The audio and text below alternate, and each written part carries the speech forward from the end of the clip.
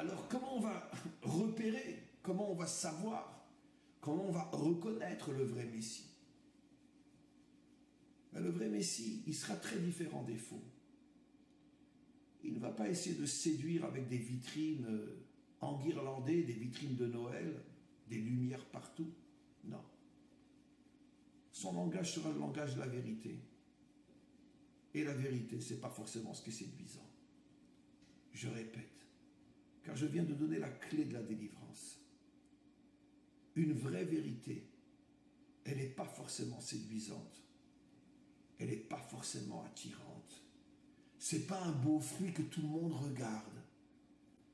La vraie vérité, on peut passer à côté sans même la voir. Parce que l'authenticité, ce n'est pas de l'artifice.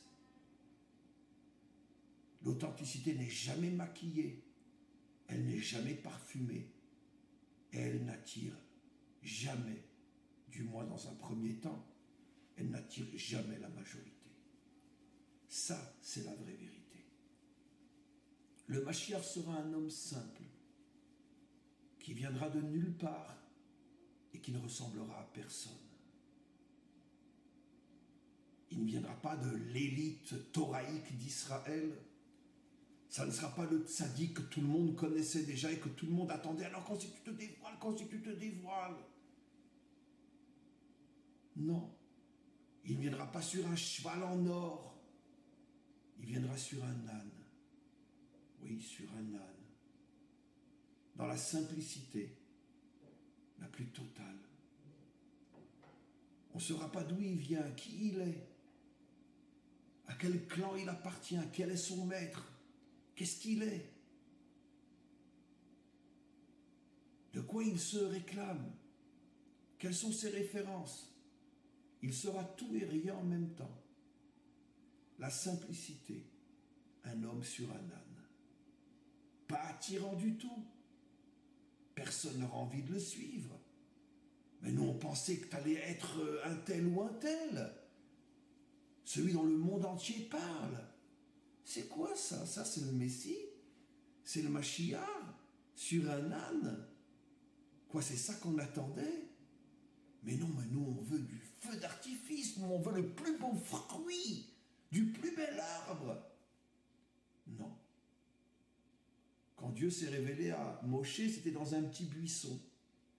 Moshe lui-même s'est étonné, disent nos maîtres, mais enfin, maître du monde, le monde entier est à toi, tu ne peux pas te manifester dans un arbre extraordinaire.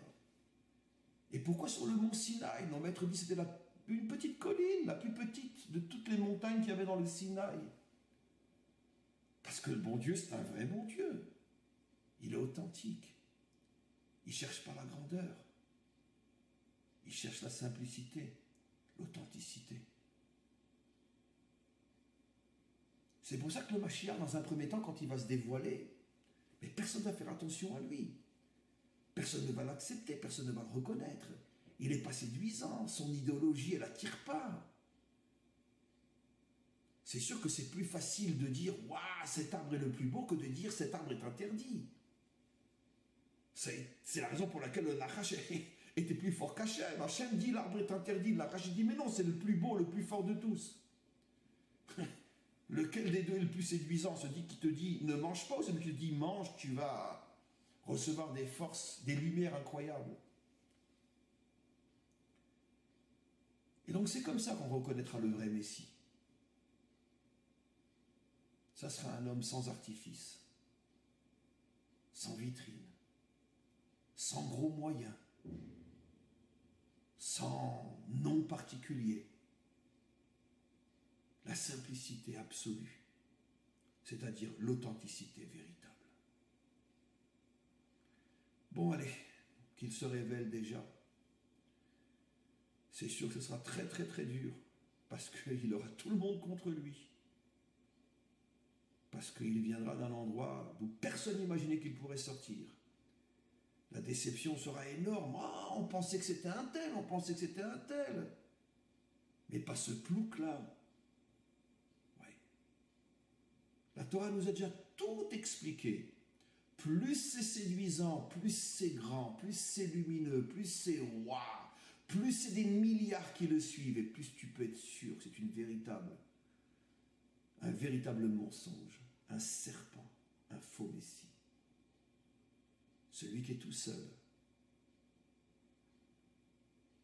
celui qu'on a du mal à suivre, celui qu'on a du mal à accepter, c'est celui-là le vrai messie.